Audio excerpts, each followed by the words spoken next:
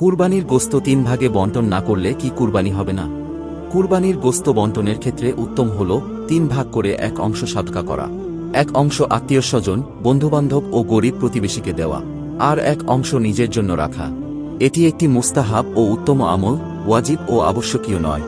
কিন্তু অনেক মানুষ মনে করে কুরবানির গোশত 3 ভাগে বণ্টন করা জরুরি এবং এতে সামান্য ত্রুটি করলেও কুরবানি হবে না।